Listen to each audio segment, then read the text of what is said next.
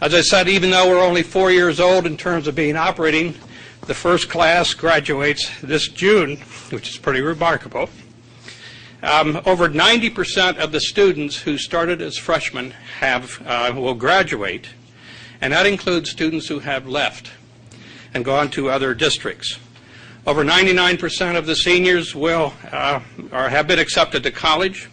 They're going into science and technology.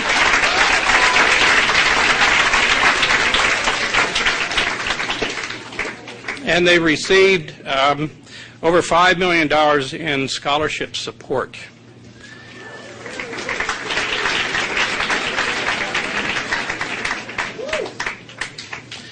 This partnership has been a true partnership between the school district and the Institute. What we've been able to do is provide some interesting experiences that you might not find elsewhere. For example, each student receives a family membership. Wednesdays at the Franklin is designed for freshmen to experience the Institute through the course of the year. Our trustees have provided 2-year scholarships to provide graduating students to go on to college. In 2008, we purchased laptop computers for all the freshmen then entering. This week is our awards week, in which we have 11 outstanding scientists from around the world.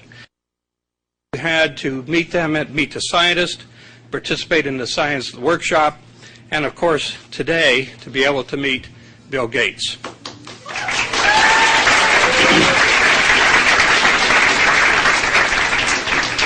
I'd like to acknowledge our great partners, Arlene Ackerman, Superintendent,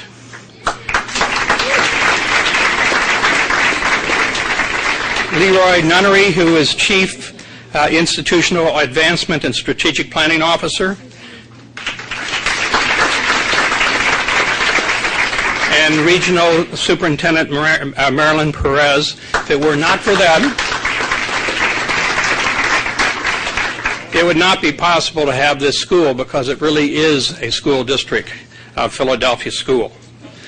It serves not only as a model for the school district, but we hope that it will serve a model for the rest of the country as well. It is now my pleasure to turn the microphone over to Chris Lehman, Principal of SLA.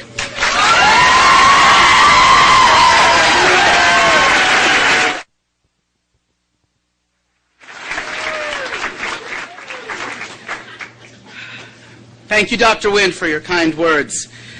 Truly, today's event showcases the incredible power of partnership between the Franklin Institute and the Science Leadership Academy.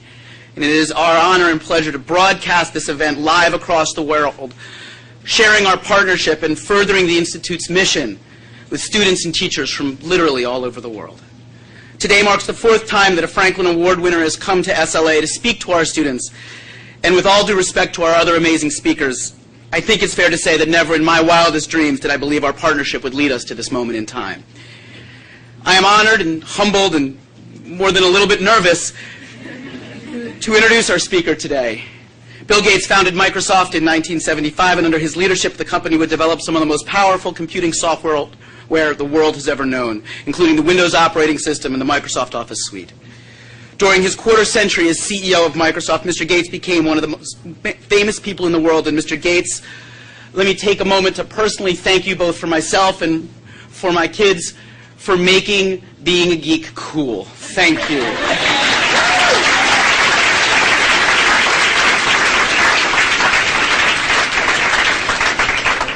For most people, starting a company that would help to revolutionize the way the world thought about technology and computing would be enough. But in 2000, Mr. Gates stepped down from his position as CEO of Microsoft to spend more time on the Bill and Melinda Gates Foundation. The Gates Foundation is the largest transparently operated private foundation in the world. In the 15 years since its inception, it has granted over $22 billion to organizations all over the world. The Gates Foundation looks to spur global development, improve healthcare worldwide, and of course, improve education in this country. Mr. Gates' goal is to eradicate malaria, to make it safer and easier to treat AIDS and HIV, to reform American schools so that every student has access to an outstanding education would be overwhelming until you consider all that he has already accomplished. In fact, it is through one of Mr. Gates' programs through the Gates Foundation, the Gates Millennium Scholarships, that one of our own students, Sharisa Ballers, if you would stand,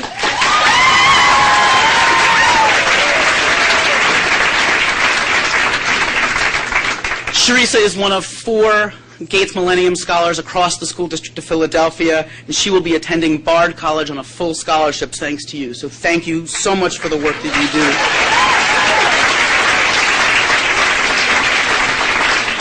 do. It is our hope that you will tell us a little bit today, before you take some questions, about how science education will lead to helping you to achieve the goals that you have set forth. And with that, it is my honor and pleasure to introduce Bill Gates, Chairman and co-founder of Microsoft, co-chair of the Bill and Melinda Gates Foundation, and 2010 winner of the Franklin Institute's Bauer Award for Business Leadership.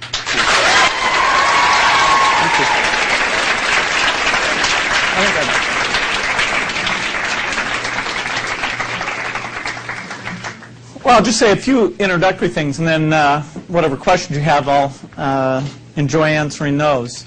And I was very lucky to get a great education. I had parents who were willing to buy books, including the World Book, which was as good as it got 40 years ago.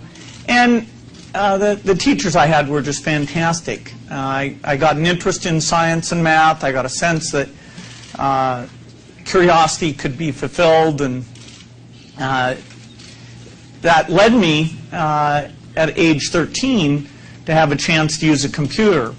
It was kind of unusual at the time. Actually, the computer wasn't at the high school. It was a so-called teletype connected over a phone line to a very expensive machine, $1 million computer, of which in the world at that time there were less than 1,000.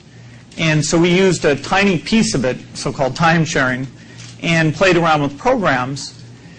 It was strange because the teachers were supposed to teach us how to program, but because you had to spend money on this thing, and if you made a mistake in your program, you could spend a lot of money, a few teachers got worried about it and decided that it was too daunting. And so some friends and I were asked to teach the programming class. That was a fun thing. And then we were asked to schedule the classes using software, because the school had gotten very complex. And that was also a fun thing, to decide who was in my classes and when various things would meet, when I would have free time. So, I was lucky in high school to be exposed to computing and to have a sense that the horizons were incredible. And about that time, the miracle of the chip was happening, and Paul Allen and I watched that and said, well, this is unbelievable that these chips are going to get twice as many transistors and they're going to get more powerful. And in fact, when I was in 9th grade, Paul said that it's going to happen, they're going to be super powerful, and he kept showing me the progress.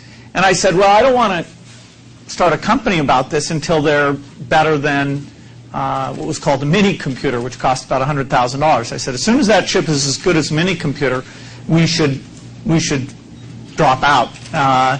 And it didn't happen until I was actually in college. Finally, Intel came out with this chip that was really phenomenal.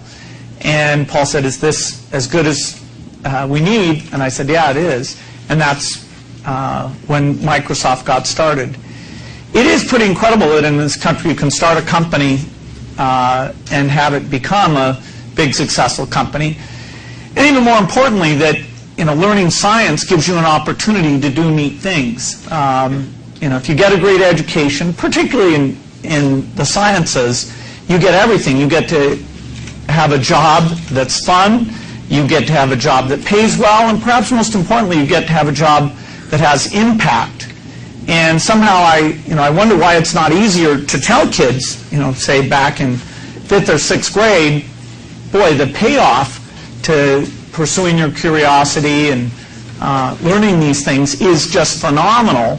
That is, the opportunities you're going to have as an adult will be so inferior by any way you look at it if you haven't done these things. But, it's hard.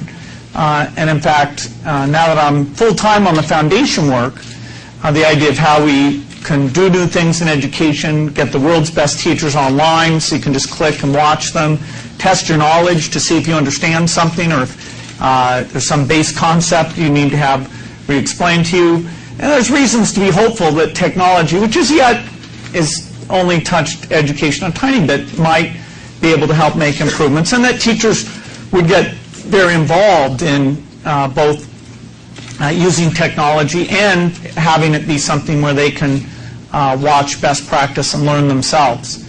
As was said, the other big thing our foundation does are help try to improve things in the poor countries. You know, of 6 billion people in the world, 2 billion live in very tough conditions where a lot of children die before the age of 5, and you don't have enough food to eat. And with all the scientific progress in the world, there's every reason to believe that if we apply those advances for the needs of the poor, we could eliminate almost all of those childhood deaths, and we can have the agricultural productivity and create an environment where those people will be self-sufficient. And there's been some progress. You know, today we can say it's not, of 6 billion people, it's only 2 billion are poor. If you go all the way back to 1960, it was only about 20% were rich and about 80% were poor. So, you know, we've come a long ways to have countries like Brazil, Mexico, Thailand, China, in terms of the big numbers, really change and improve. But we need new vaccines, we need seeds, we need people who understand science and are devoted to these causes. And, you know, I'm hopeful that many of you will go into these fields, which are, you know, so cool, so interesting. You know, I love my new job at the foundation because I get to learn new things all the time, meet with scientists, back the people doing good work, and you know, I think it's the most fun job in the world. So with that background, whatever questions you have, I'd love to answer. Hi, Mr. Gates. My name is Taylor Valentine. I'm a junior here. I have 2 questions, actually. My first is, how do you choose which causes your foundation will support? Yeah, our foundation is about 70% focused on things in poor countries, particularly disease, but also agriculture, sanitation. About 30% is focused on education in the U.S. And the biggest part of that is helping to improve high schools. And then we do have this so-called Gates Millennium Scholarship Program. And it is college blind. That is, if you receive that award, you can go to any college that you want. It's not at all specific, you know, which college you choose. And that's part of the idea, is that a lot of people who get the scholarship would have been constrained to very few schools where the tuition is lower, but upon receiving the scholarship, any sort of economic constraints in choosing where you want to go to are eliminated because of that. So we're pretty neutral in terms of where people end up. And as I go visit colleges, I meet with a lot of the scholars, and they're going to some really fantastic universities. Okay. And my second question is, what are some of your tactics and techniques, I guess, for getting average Americans aware and involved in problems in developing countries? Well, I'd say that the awareness today of what's going on in poor countries, although it's still very low, it's actually bigger today than it was when I was young. When I was young, it was about the Cold War with Russia, the Vietnam War, the understanding of what it was like to live in rural India. I never had any courses either in high school or in college, even a very college, that attempted to create any sort of awareness of the situation of the neediest 2 billion. Today, there is some of that. There's a poverty course that's taught at a lot of schools. You can go online on the web and see great things. So the accessibility is very, very high.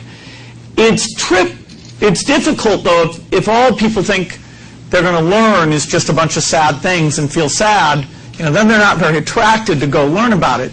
And so what our foundation is doing is really telling the amazing story of progress. And it is a phenomenal story. In 1900, it didn't matter what country you lived in, over 300 children out of 1,000 born would die before the age of 5. Richest country in the world, poorest country in the world.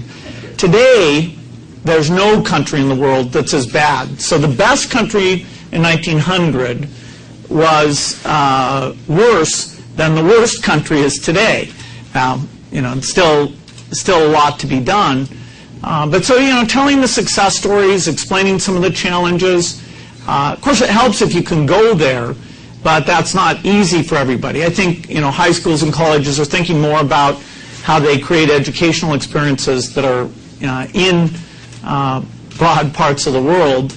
But I think the internet is the tool that can really change this. And I'm sort of challenging young people. How do we make it more interesting? What are ideas? I did a college tour last week where I said to people, how to please post on this foundation Facebook site any ideas you have that can make the needs of the poor interesting and not just a sort of an obligation to read unhappy stories. Yeah.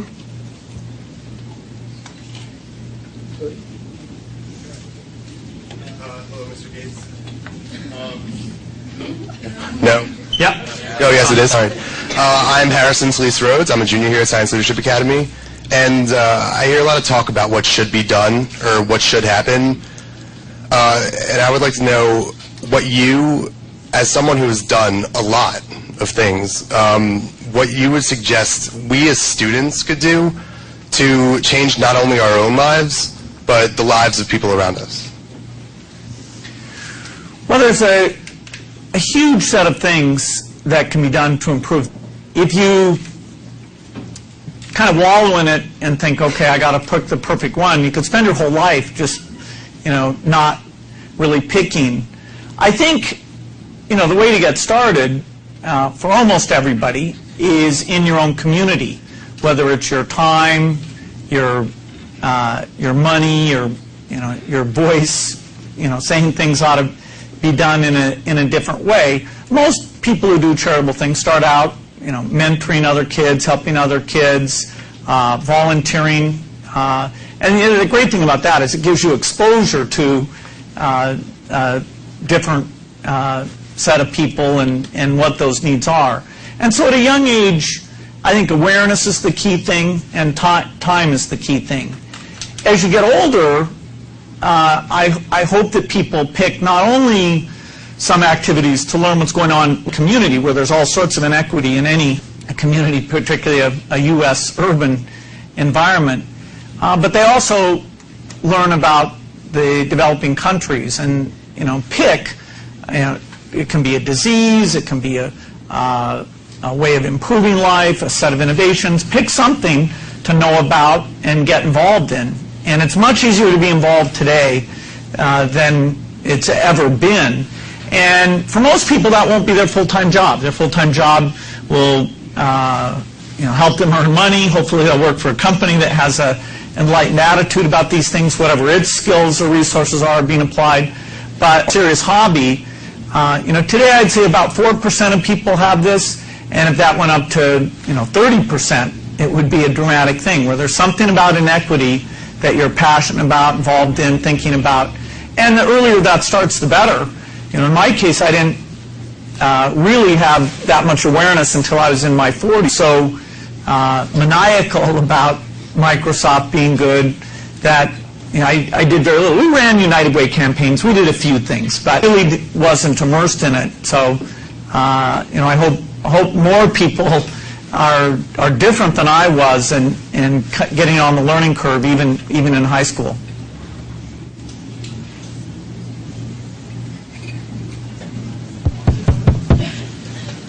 Good afternoon, Mr. Gates. I'm Jarmel Hurt. I'm a senior here. I pass as the son of Chris Lehman, yes.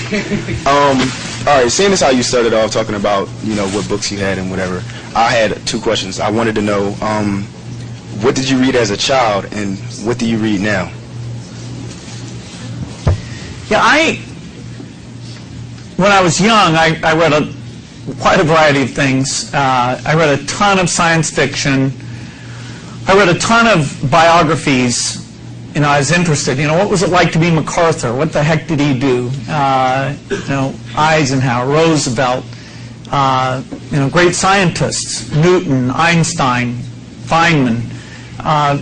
And in fact, there's all those ones I picked. There's wonderful books about them.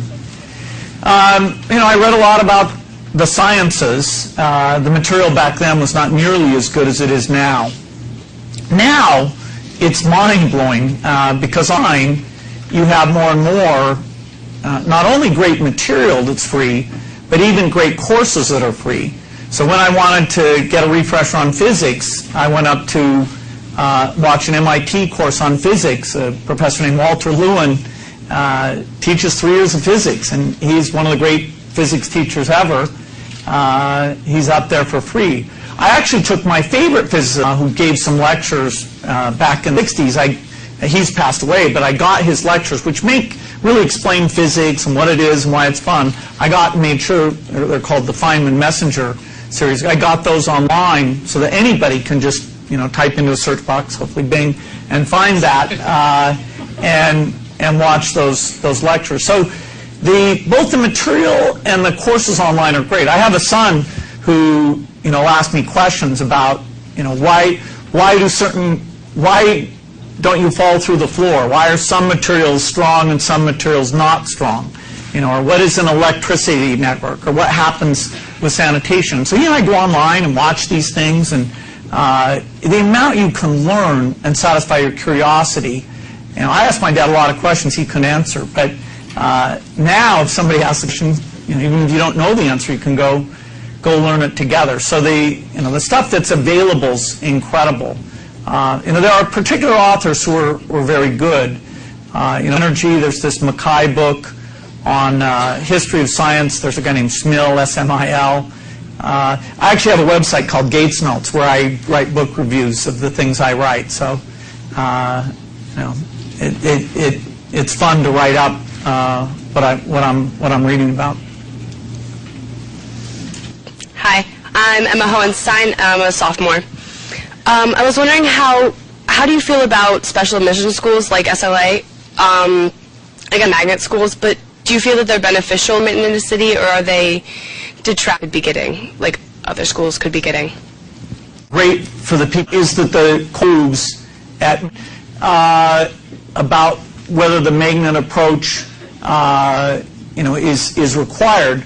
My interest is more in, okay, if a teacher wants to be better, how would they go see the best teacher? Whether it's calming the classroom down, making a topic interesting. I've got a kid behind.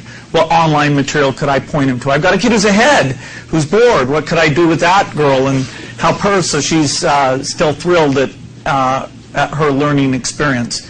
And so we've got to understand great teaching better, which it's mind-blowing how little research and understanding there is of that. Clearly there's great teachers, but how well have they been studied to make the effort to take what they know and try and share it and transfer it with others? It's a field where very little has been done of that. And if I told you the best biologist lived in 1870, you'd laugh. We know more about biology now. But if I told you the best teacher lived in 1870, you'd have to say, maybe it's all been downhill since then.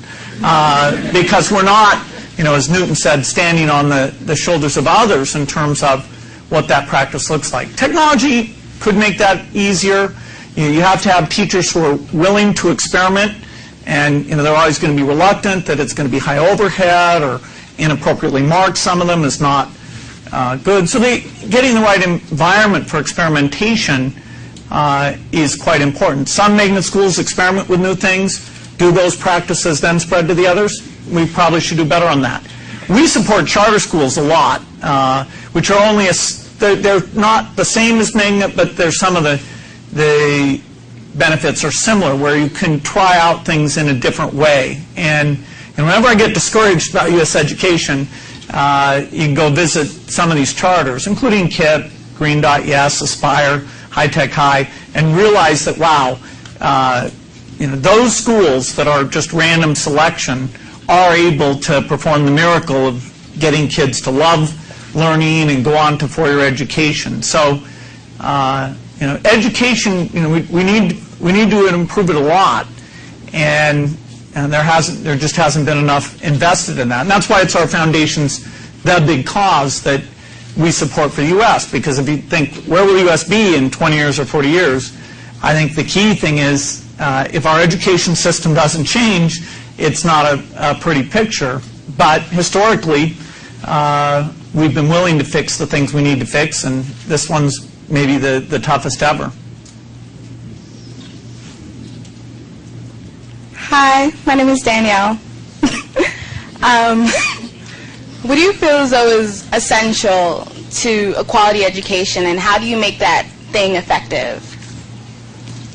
Well, education is a very tricky thing, because if people were just massively self-motivated, you would just hand them, here's the Feynman lectures on physics, could you go read that?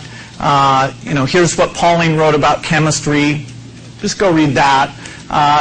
The material's available, at the public library, all the knowledge, a superset of most everything you'll ever learn is sitting in there. So what is this mysterious process that can make the material interesting, can make it that when you're confused, you ask a friend, you can ask the teacher, you're willing to learn.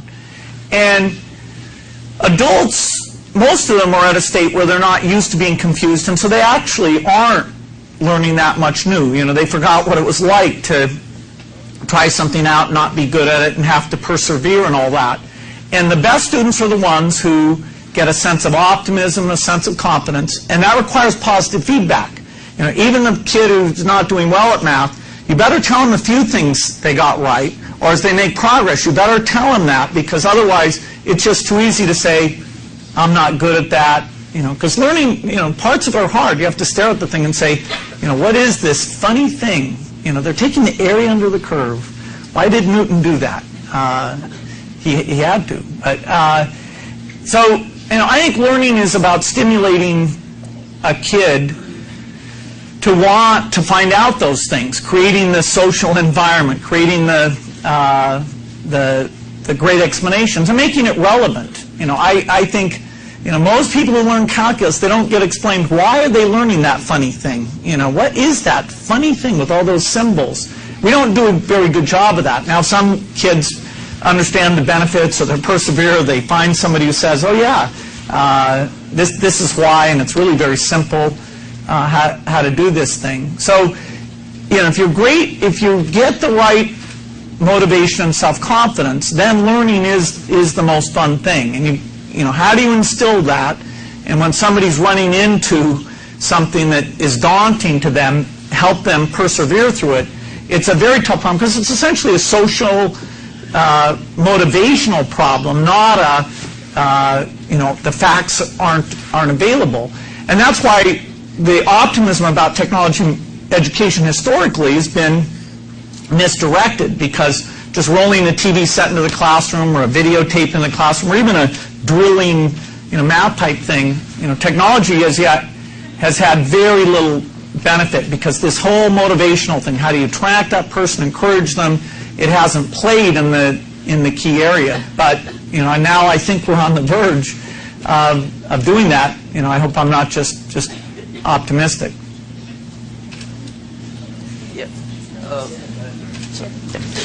Hello, my name is Dario Renone. I'm a senior here, and hi.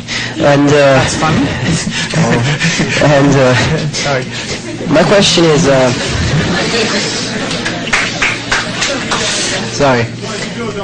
my question is, considering your significant contributions to both local and international issues, what is one of the greatest realizations you've come across in general? Well, whenever you go to India or Africa, it's very striking how tough conditions are in terms of getting enough food, or any predictability of what will happen to you in the next year or 2 years. And it's partly why I go about 3 times a year out to the places where our poverty-related work, which is health and some other things, I go out there and re-experience it and try and understand the motivations and the problems. That's very eye-opening. Now, even in the urban environment, understanding that schools were letting kids down, I had no, when somebody said to me the dropout rate for minorities is over 50%, and in many of these urban school systems, the overall dropout rate's greater than 50%, I said that can't be.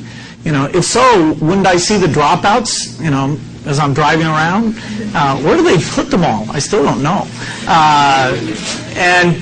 It's mind-blowing when you look at a statistic like that and you say, but how did we let it get that way? And it wasn't that way.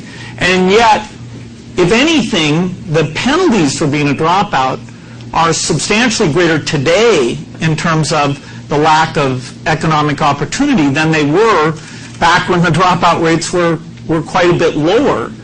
And then you look at other countries and see that almost none are doing it as poorly as we are. That's pretty shocking. So a lot of things you get into, you start with bad news. Well, then hopefully you find some success stories, exemplars, or some notion of how innovation is going to change that framework. Otherwise, you may not want to just wallow in the fact that it's bad news. So whether it's health or seeds or education, we found something that I can get excited about, some great scientist or idea. This morning I was at University of Pennsylvania, and there's a guy there who's working on gene therapy, and it may be a way to prevent people from getting HIV. And he spent his whole life on it, and it's still very hard, but we'll give him some money and see if that's one of the paths that we get there. That I feel great about that. My name is Allison Campbell. I'm a senior here. So you have changed the world so much, and from being exposed to yourself and other award winners, I think I can speak for my classmates and I that we also dream to help change the world as well. And so I was wondering, how do you think young adults should go about being able to follow our dreams to help the world and have people actually listen to us? Well, I think the number one thing is to invest in yourself. That you've got to get a great education, and that starts in high school, but then it involves going to a college and doing well in that college. That's the foundation on which everything else is built. It's if you have that, both in terms of the career, the income, the position, the ability to understand complex problems, then is when you can make the incredible contribution. Along the way, it's nice if you can.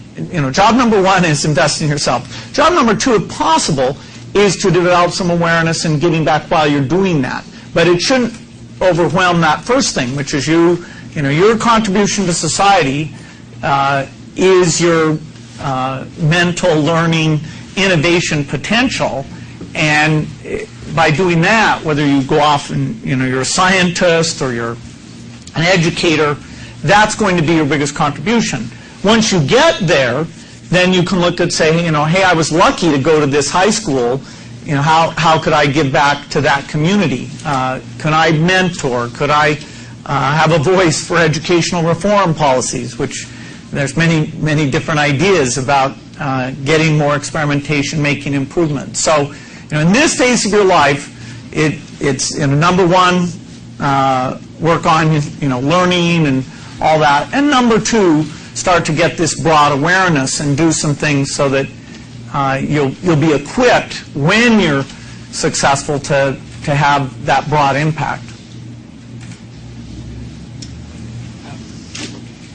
Oh, is this on? Okay. My name's Nicholas Herrera. I'm a senior here.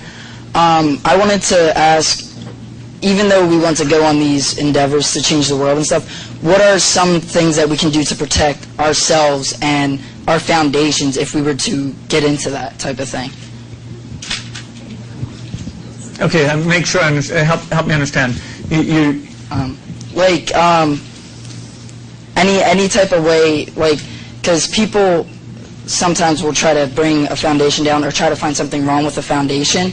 So what are some things that you can do or you have done to protect your foundation? Okay.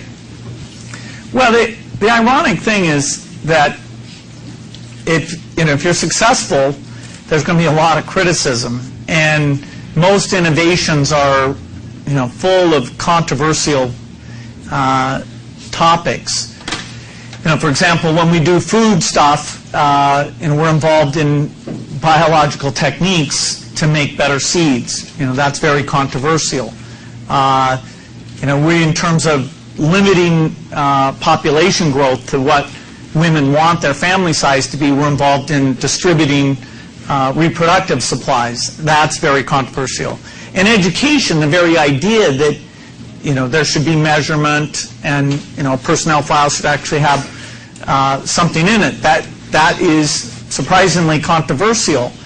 And so we've courted a lot of controversy, and you're going to get criticized, and in fact sometimes the criticisms are going to be perfectly valid, that you were naive about delivering something in poor countries, or not appreciating how tough a teacher's job is. So did you come up with something that really could fit in and was helpful to them?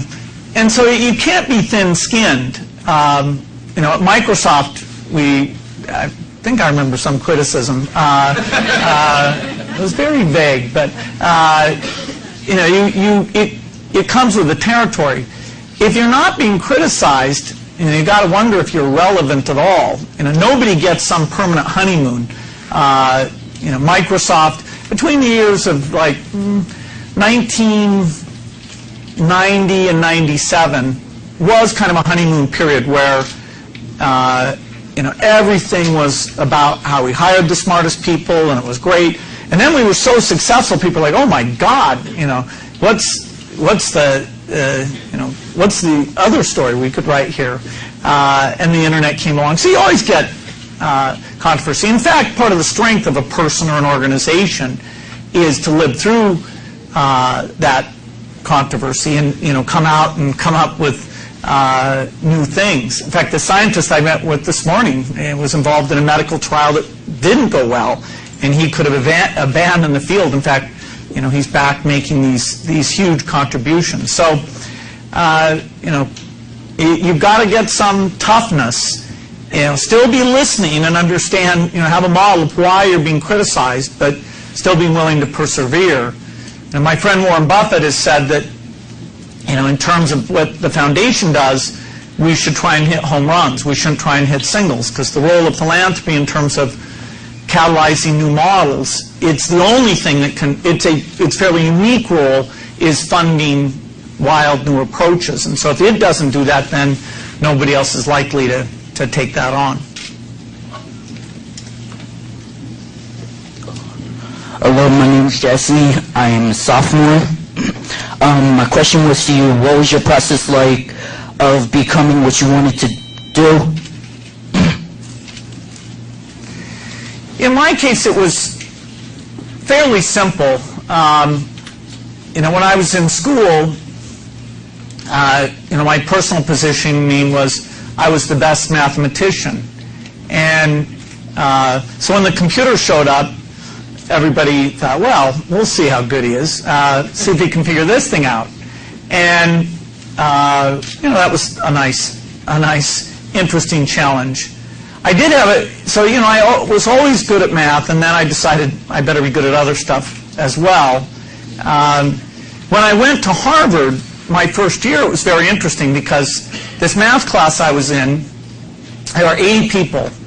And everybody in there had a 5 on the AP, 800 on the SAT, and their personal positioning was, I am the best math person I have ever met. And so there were 79 frauds and one honest person in this class. The guy who ended up being honest, he's a lawyer in New York right now, doing very well. The guy who's the number 3rd in the class is a professor of mathematics. But that was a case where I really had to think, geez, math, wow, there's a lot of people who are good at this. Can I be successful? Can I contribute? I didn't end up going into pure math, but I did take a lot of math courses at Harvard, and I loved that field. So you go through some challenges along the way. For me, the hobby of writing software, which I had been fanatical about from age 13, turned into something that I could hire my friends and build a company and pursue a dream. And so, that kind of fell into my lap. For a lot of people, you're in college until you really totally decide what career, what what thing's going to make sense.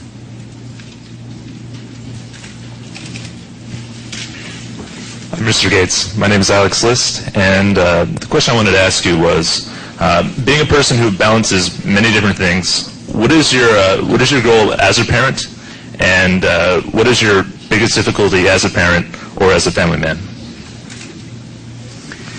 Well, I have 3 kids that are 14, 10, and 7, and they're a lot of fun. We get to travel with them quite a bit, and we use that as an opportunity to learn things. They've been exposed to a lot of slums and orphanages, and they might not say that was their favorite part of their trip, but I think I think it created a slightly different framework for them. For me, there's a lot of things I do to organize my schedule, so I get to do science trips with my kids. We've gone to the toilet paper factory, we've gone to the sanitation plant, we've gone to the steel mill, and those are kind of neat things because you spend the day and you're kind of talking about what is this, who invented it, why, what's hard, and those things. So I feel good that I do get time. I travel, and my kids joke about, well, are you coming back this time? 4 days, it's a short trip. Why are you coming back so soon? That's my youngest knows that that's a fun thing to say when I'm leaving. But you can always get time with kids. You read books out loud, and for each of the kids, I have a lot of books that I've read out loud to them. We read a lot of books together that are kind of amazing. Some are my favorites. We went back and read a separate piece, which I loved, but I forgot how sad it was. I remembered it when we were reading it together.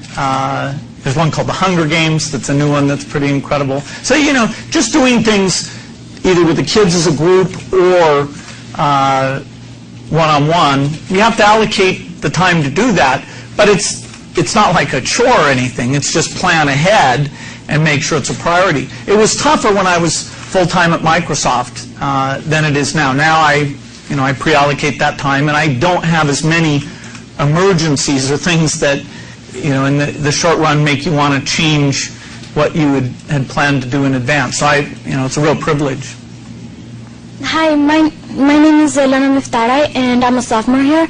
And my question is, if I was someday in a position to help a third world country or my home, knowing that the economy is the worst problem they have, where would I be able to start to raise the economy? Yeah, you're absolutely right that the end goal for all these countries is to be self-sufficient. And there's many ways to measure that self-sufficiency. The simplest one is economic growth. But economic growth stands for, are they feeding themselves well? Are they running a decent infrastructure, decent justice system, and in particular, an education system? And all the countries that have grown to wealth did it by having infrastructure, stability, and education. But before they could get there, they had to have get the population growth down to a reasonable level and get the health up to a reasonable level. So the things that are most catalytic depend on the level of wealth. If you're really poor, which is about 1 billion of the 6 billion, the health conditions alone are a poverty trap. There's just too much malaria, too much stunting, too much childhood death, too much AIDS, that until you get rid of those health things, there is no way you can move up to the next step. Once you get out of that, say you get lifespans up to, say, average of 60 years, then education, particularly female literacy, is the big thing. And then one thing that's very hard to improve externally is the quality of the government. But we've seen now that countries that we used to give aid to, Mexico, Brazil, Korea, Thailand, China, they are completely on their own, and actually those are now aid donor countries. Korea's being particularly generous because within a generation, South Korea, of course, they've gone from being a recipient to a donor. And so if you want to help countries, there are a lot of ways to do it. You can help in their education system. You can help their, 70% of the very poor people in the world are farmers who live a subsistence lifestyle. That is, they grow their own food and they never see cash or a doctor or anything like that. They have to be helped to raise their productivity so they can have a cash crop and a buffer stock so if bad weather comes along they don't starve. And so we know a variety of things that go into place. So whatever your passion is, you will find a way to contribute. And then it's probably best to pick a country. And again, that's almost a little bit arbitrary, but there's a lot of different countries. Haiti is sort of the nearest really poor country, and people look, wow, that looks bad after the earthquake. Well, it didn't look so good before the earthquake either, and it's had particular problems. But that is just a little microcosm of what Africa's like overall. So there are a lot of known things that contribute to helping a country get onto that road to self-sufficiency, which is where then the economy comes in and GDP per person rises. In fact, being a low GDP per person, that's where you can see these incredible growth. In fact, it's much harder for the rich countries to improve things than it is once you get those elements in place, then you get miracles like China. Unfortunately, folks, I know that we could probably come up with about another 6 hours worth of questions, but then the Franklin Institute would be upset because we need to get him there for the award ceremony tonight. Before we let you go, first off, I want to thank you, but we have a tradition here, Leah, of all of our scholars that come visit us. Great, cool.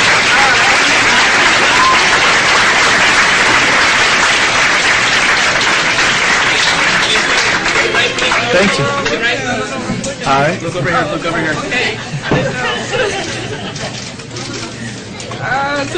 All right, thank you. Thank you. Great. Thank you so Thank much. you. Great. Thank you. Thank you all. Ladies and gentlemen,